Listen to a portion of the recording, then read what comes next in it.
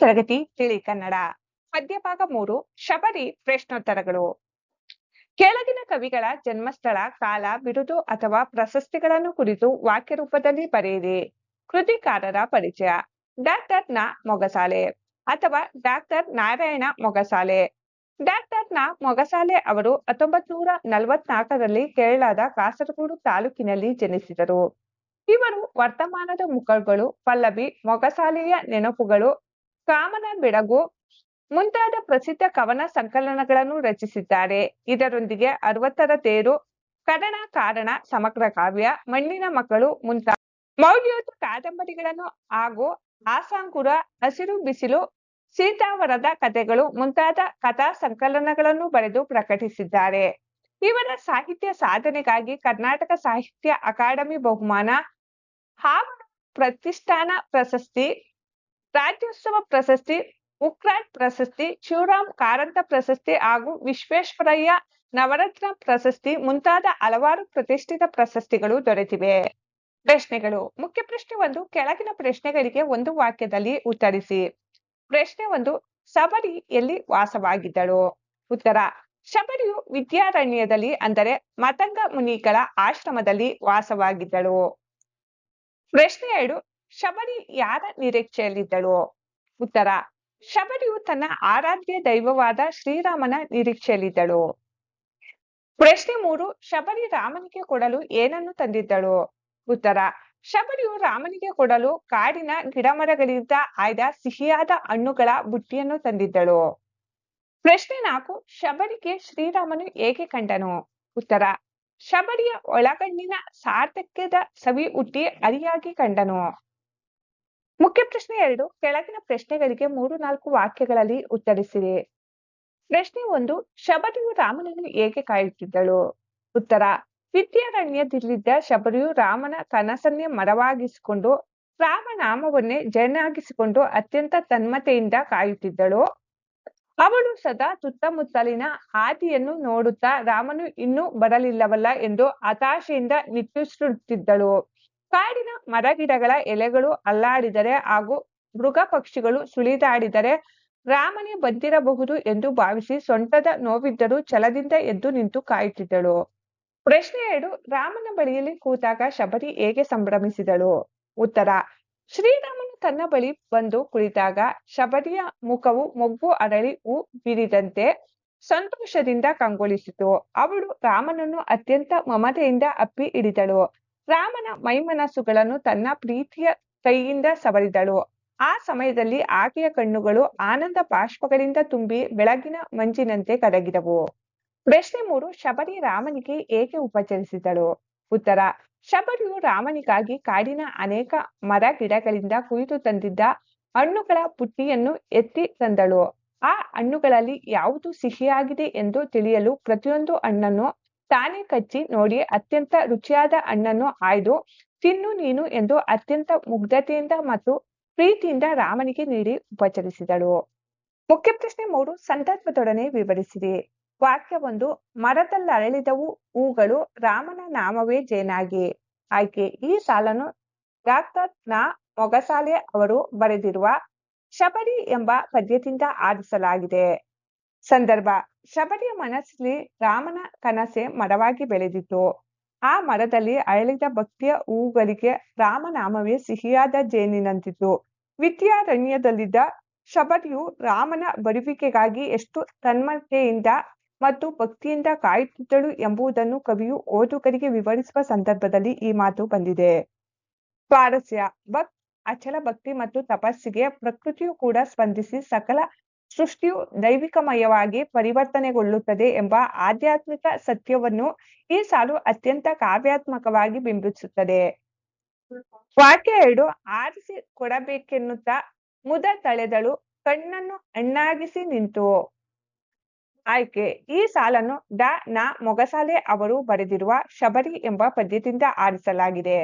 ಸಂದರ್ಭ: ಕನಸಿನಲ್ಲಿ ಕಂಡಂತೆ ಶ್ರೀರಾಮನು ಲಕ್ಷ್ಮಣನೊಂದಿಗೆ ತನ್ನ ಮನೆಗೆ ಧಾವಿಸುತ್ತಿರುವುದನ್ನು ಅರಿತ ಶಬರಿಯು ಮುಂಜಾನೆ ಬೇಗ ಎದ್ದು ತನ್ನ ದೈನಂದಿನ ವಿಧಿಗಳನ್ನು ಮುಗಿಸಿ ರಾಮನಿಗೆ ಕೊಡಲು ಕಾಡಿನ ಅತ್ಯುತ್ತಮ ಹಣ್ಣುಗಳನ್ನು ಆಯ್ದು ಕುಯ್ಯುತ್ತಿದ್ದಳು. ತನ್ನ ಆರಾಧ್ಯ ದೈವಕ್ಕೆ ಶ್ರೇಷ್ಠವಾದುದನ್ನೇ ಕೊಡಬೇಕೆಂಬ ಸಂತೋಷದಿಂದ ದಾರಿಯನ್ನೇ ಎವೆಯದೆ ನೋಡುತ್ತಾ ನಿಂತಿದ್ದಳು ಎಂದು ಕವಿಯು ಓದುಗರಿಗೆ ವರ್ಣಿಸುವ ಸಂದರ್ಭದಲ್ಲಿ ಈ ಮಾತು ಬಂದಿದೆ.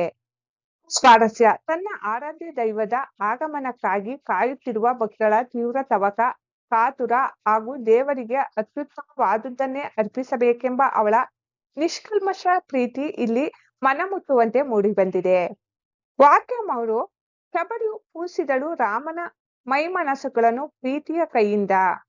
ಆಯ್ಕೆ: ಈ ಸಾಲನ್ನು ಡಾಕ್ಟರ್ ನಾರಾಯಣ ಮೊಗಸಾಲೆ ಅವರು ಬರೆದಿರುವ ಅಥವಾ ನಾ. ಮೊಗಸಾಲೆ ಅವರು ಬರೆದಿರುವ ಶಬರಿ ಎಂಬ ಪದ್ಯದಿಂದ ಆರಿಸಲಾಗಿದೆ.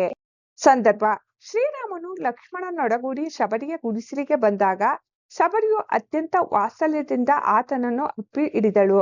ಆ ಅಪ್ಪುಗೆಯು ರಾಮನಿಗೆ ತನ್ನ ಹೆತ್ತ ತಾಯಿ ಕೌಸಲ್ಯೆಯ ಮಡಿಲಿನಲ್ಲಿರುವಂತೆ ಭಾಸವಾಗುವಂತೆ ಮಾಡಿತು. ಆ ಸಮಯದಲ್ಲಿ ಶಬರಿಯು ಭಕ್ತಿಯಿಂದ ರಾಮನನ್ನು ಉಪಚರಿಸಿದಳು ಎಂಬುದನ್ನು ಕವಿ ಓದುಗರಿಗೆ ವಿವರಿಸುವಾಗ ಈ ಮಾತು ಬಂದಿದೆ.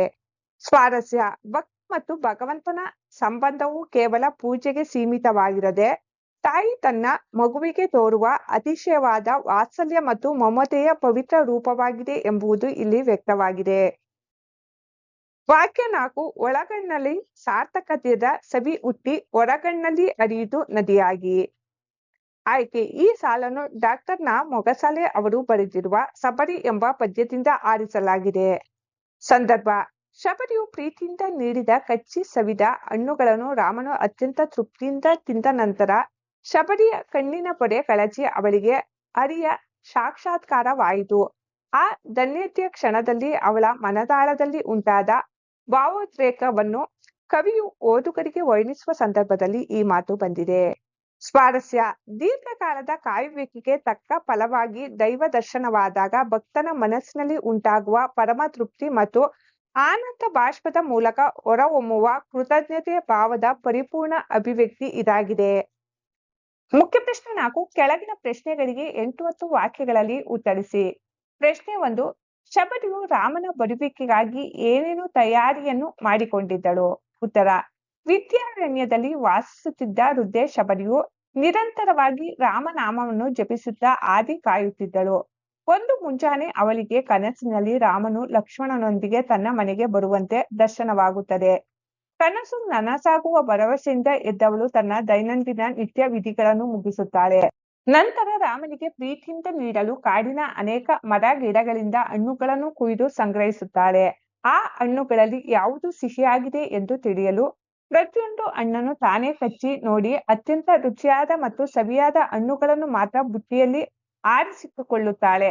ತನ್ನ ಆರಾಧ್ಯ ದೈವಕ್ಕೆ ಕೇವಲ ಶ್ರೇಷ್ಠವಾದುದನ್ನೇ ನೀಡಬೇಕೆಂಬ ಮಧುರ ಭಾವದಿಂದ ಹಣ್ಣಿನ ಬುಟ್ಟಿಯನ್ನು ಸಿದ್ಧಪಡಿಸಿಕೊಂಡು ಕಣ್ಣುಗಳನ್ನು ದಾರಿಯ ಕಡೆಗೆ ನೆಟ್ಟು ಹಣ್ಣಾಗಿಸಿ ಕಾಯುತ್ತಾ ನಿಲ್ಲುತ್ತಾಳೆ. ಪ್ರಶ್ನೆ 2: ರಾಮ ಬಂದಾಗ ಶಬರಿ ಆತನನ್ನು ಉಪಚರಿಸಿದ ರೀತಿಯನ್ನು ವರ್ಣಿಸಿ. ಉತ್ತರ: ಶ್ರೀರಾಮನು ಲಕ್ಷ್ಮಣನೊಡಗೂಡಿ ಶಬರಿಯ ಮನೆಗೆ ಬಂದಾಗ ಅವಳ ಹರ್ಷಕ್ಕೆ ಮಿತಿಯೇ ಇಲ್ಲದಂತಾಯಿತು. ಅವಳ ಮುಖಭಾವವು ಮೊಗ್ಗು ಅರಳಿ ಹೂ ಬಿರಿದಂತೆ ಸಂತೋಷದಿಂದ ಕಂಗೊಳಿಸಿತು. ಅವಳು ಅತ್ಯಂತ ವಾತ್ಸಲ್ಯದಿಂದ ರಾಮನನ್ನು ಅಪ್ಪಿ ಹಿಡಿದಳು. ಆ ಪ್ರೀತಿಯ ಅಪ್ಪುಗೆಯು ರಾಮನಿಗೆ ತನ್ನ ಹೆತ್ತ ತಾಯಿ ಕೌಸಲ್ಯೆಯ ಮಡಿಲಿನಲ್ಲಿರುವಂತೆ ಭಾಸವಾಗುವಂತೆ ಮಾಡಿತು. ಶಬರಿಯು ತನ್ನ ಪ್ರೀತಿಯ ಕೈಯಿಂದ ರಾಮನ ಮೈಮನಸ್ಸುಗಳನ್ನು ನವಿರಾಗಿ ಸವರಿದಳು. ಅವಳ ಕಣ್ಣುಗಳು ಆನಂದದ ಕಣ್ಣೀರಿನಿಂದ ತುಂಬಿ ಹರಿದವು. ನಂತರ ತಾನು ಕಷ್ಟಪಟ್ಟು ಕಾಡಿನಲ್ಲಿ ಆರಿಸಿ ತಂದಿದ್ದ ಹಣ್ಣುಗಳ ಬುಟ್ಟಿಯನ್ನು ತಂದು ರಾಮನ ಮುಂದಿಟ್ಟು ಪ್ರತಿಯೊಂದು ಹಣ್ಣನ್ನು ತಾನೇ ಕಚ್ಚಿ ಸವಿದು ನೋಡಿ ಅತ್ಯಂತ ಸಿಹಿಯಾದ ಹಣ್ಣನ್ನು ಎತ್ತಿ ರಾಮನಿಗೆ ತಿನ್ನು ನೀನು ಎಂದು ಪ್ರೀತಿಯಿಂದ ತಿನ್ನಿಸಿದಳು. ಅವಳ ಭಕ್ತಿ ಮತ್ತು ಆದರಾತಿಥ್ಯಕ್ಕೆ ರಾಮನು ಮೈಮರೆತು ತಾಯಿಯ ಕೈತುತ್ತನ್ನು ನೆನಪಿಸಿಕೊಳ್ಳುತ್ತಾ ಹಣ್ಣುಗಳನ್ನು ತಿಂದನು. ಪ್ರಶ್ನೆ 3: ರಾಮನ ಭೇಟಿಯಿಂದ ಶಬರಿಯಲ್ಲಿ ಕಣ್ಣೀರು ಹಿಡಿದಿದ್ದೇಕೆ? ಉತ್ತರ: ಶಬರಿಯು ತನ್ನ ಇಡೀ ಜೀವಮಾನವನ್ನು ಶ್ರೀರಾಮನ ದರ್ಶನಕ್ಕಾಗಿ ಕಾಯುತ್ತಾ ಕಳೆದಿದ್ದಳು. ದಿನದ ಪ್ರತಿಯೊಂದು ಕ್ಷಣವೂ ಅವಳು ರಾಮನಾಮವನ್ನೇ ಉಸಿರಾಡುತ್ತಾ ಹಾದಿ ಕಾಯುತ್ತಿದ್ದಳು. ಅವಳ ಸುದೀರ್ಘ ಕಾಯುವಿಕೆ ಮತ್ತು ಭಕ್ತಿಯ ತಪಸ್ಸಿಗೆ ಕೊನೆಗೂ ಫಲ ಸಿಕ್ಕಿ ರಾಮನು ಅವಳ ಮನೆಗೆ ಬಂದು ಅವಳಿಗೆ ದರ್ಶನವಿತ್ತನು.